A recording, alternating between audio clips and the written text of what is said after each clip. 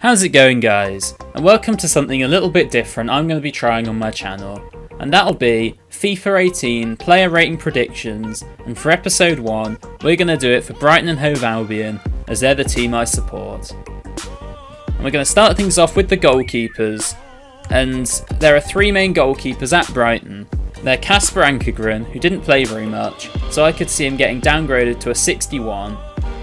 Nicky Manpa, who also didn't play very much, but when he did he was decent, so I reckon he'll stay at a similar overall.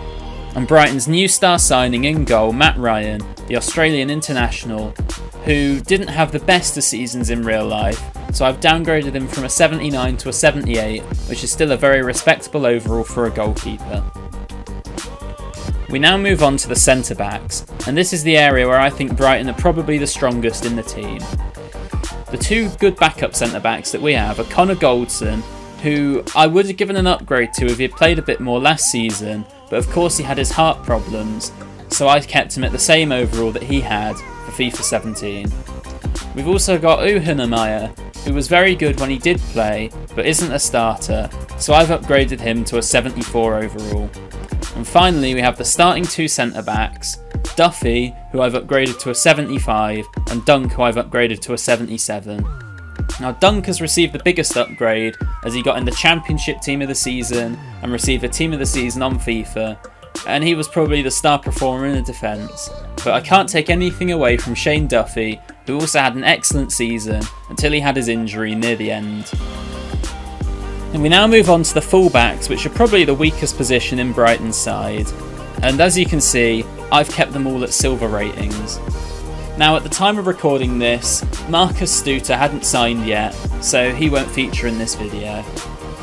Now, Liam Rosinia was injured for most of last season, but still a quality defender, so I kept him at a 72 overall. And then for the 2 starting fullbacks, Gatayan Bong and Bruno, I've upgraded them both to 74 as they performed very well last season, although they're getting kind of old and I can't see EA making them gold overalls. We now move on to the centre mids, where we have a lot of depth. Now starting off with the worst one is Richie Towell. When he did play he performed well, but he only really gets in the under 23 side, so I think he'll stay as a 67 overall. Steve Sidwell I've kept at a similar overall, but downgraded his pace a bit as he's getting older, but he is a very experienced midfielder. Now of the midfielders that started regularly, Oliver Norwood probably performed the worst, although he didn't have a bad season, so I've given him a 74 overall with good passing statistics. Now Brighton's 2 main centre mids are Beram Kayal and Dale Stephens. I've given Beram Kayal a 75 overall as he's been a consistent performer for the past few seasons, and I've given him very well rounded stats as I believe that's what he deserved based on his performances in real life. Now Dale Stephens is probably the best midfielder Brighton have, as he's a deep-lying playmaker who wins the ball back and starts the attacks, and hence I've given him 79 passing. I think he deserves a 76 overall, especially from watching him play, but I wouldn't be surprised if EA give him a 75 or a 74 overall.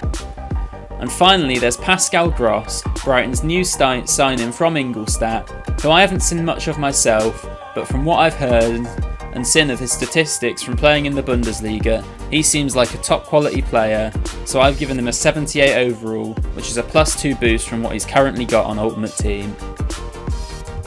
Now we move on to the wingers, and the worst one's Yuri Skulak, who really didn't perform last season after having a really good year for us 2 years ago when he arrived at the club.